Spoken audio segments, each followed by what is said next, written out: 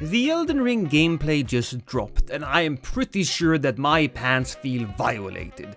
Yes, I am very excited. So in this video, I'm going to break down the things I'm looking forward to, as well as speculating around all those hidden details that you might have missed in the trailer. One quick thing though before we start, I created a second channel where I post daily invasion content and other stuff.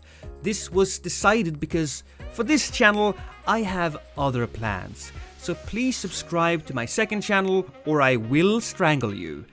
I won't even wash my hands. And with that out of the way, let's begin.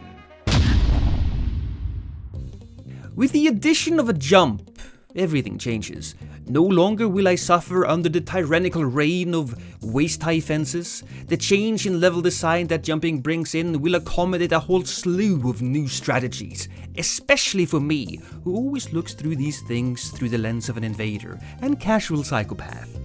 Terrain can now be used to give you some much-needed breathing space in case you invade a host surrounded by adoring phantoms. Find yourself a ledge, take the high ground. There will also be opportunities for especially evil ambushes. Take this guy for example, you wouldn't need much force in order to send him careening to his death. I found this gameplay to be especially exciting because now you need to watch your feet as much as you need to watch your opponent. Just look at this room and the small jumps you need to do to avoid falling. It makes the fights feel more epic, more dangerous. To be fair though, with so much verticality, an issue that might arise would be the increased difficulty of finding your prey. This will probably vary from area to area unless they add some sort of indicator to locate them. I wouldn't be opposed to an Elden Ring version of the blue beacon, you know, that floating eye of Sauron that the blues get in Dark Souls 3. It gives a sense of where to go without ruining the potential ambushes set up by the host, but until release, we won't truly know. Another thing that I thought was worth noticing was the lack of fall damage, or the apparent lack of fall damage. FromSoft decided to play with the HUD off for that cinematic feeling, so we can't say for sure, but the player character did not hesitate jumping down several cliffs that would have done damage in Dark Souls 3. I am betting that at the very least, fall damage is way more lenient than in the previous games, which I know will warm the heart of at least one of my friends.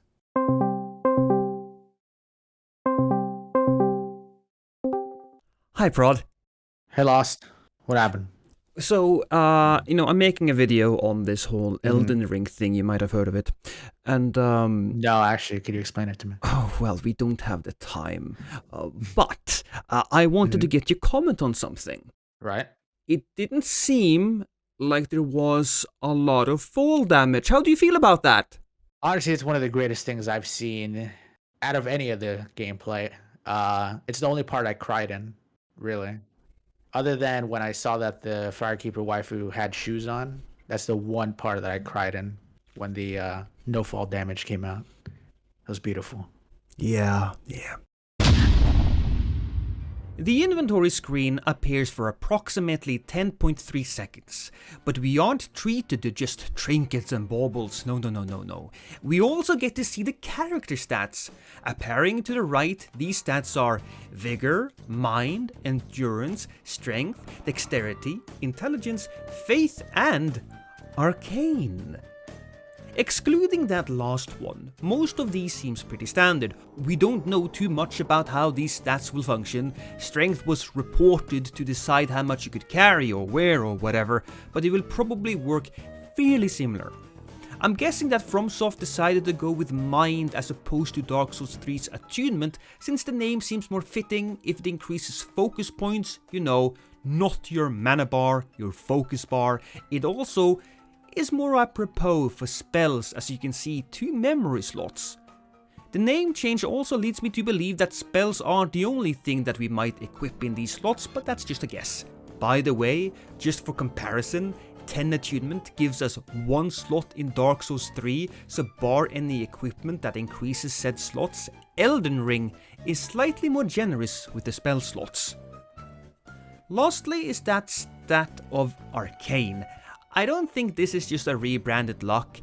It might help you strengthen your summons, or there might be another type of magic that doesn't scale off int or faith. Who knows? Maybe it's this dragon thing. Who knows? I guess we'll find out. Before moving on though, there are two things worth mentioning. Firstly, equip load. Equip load gets a quality of life change, as we can see underneath the numbers. It now says medium load, so I guess that equates to medium roll. Secondly, poise is still a thing, but apparently the armor given to the character gives you 0 poise. Maybe this is just an oversight for the trailer, or maybe not, but it's worth noting. Now what can I say here? If the entirety of the Souls community doesn't fall in love with Potbro, then they should be ashamed. Well, that being said, I know at least one person who may not be so nice to him and his kind. Potbro seems to be part Onion Bro and part Absolute Unit. He identifies himself as part of the Iron Fists, so maybe this pot will end up as one of your first summons. Or maybe it will teach you something.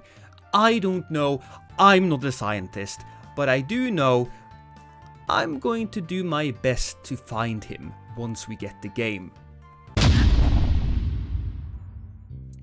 Just a quick note though, I know this is not really important, but I can't help myself.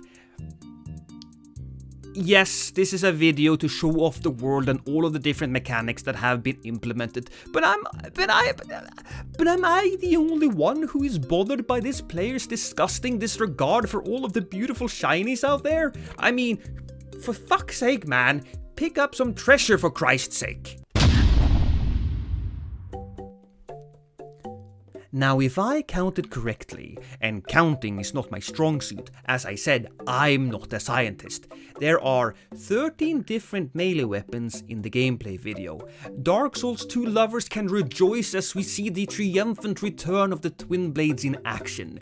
We also see the straight sword, claymore, the sellsword, some kind of great curved sword, a mini sword spear looking thingy, 2 different axes wielded by the summon, stabby fists, the lucerne, and my personal favorite, Mr. Bones' wild battle axe. I'm going to have fun with that one. Fast forwarding a bit to the fight with Godric, we get to see an interesting detail. The player is using Quickstep, something that we in Dark Souls 3 only get with a very small selection of fairly lightweight weapons. But here we see the player doing it with a straight sword. This could be pretty scary in a PvP scenario. Due to the fact that the weapon arts now are considered skills and not tied to specific weapons, I think that day 1 weapon balance will be very messy. So enjoy it while you can, I guess. We also get to see some bow action, and both new and returning spells. The bow seems to have gotten some more love, as you can fire both jumping and walking without slowing down. As far as spells go, I won't say too much as it's all in fairly standard order, but I do want to say that this spell right here, it looks beautiful. That's all I wanted to say, I suppose. Please, once more, if you haven't already, I have a second YouTube channel where I upload daily content. There will be more content on this channel coming soon, I promise, I pinky swear to you. But until then, have a good one, everybody.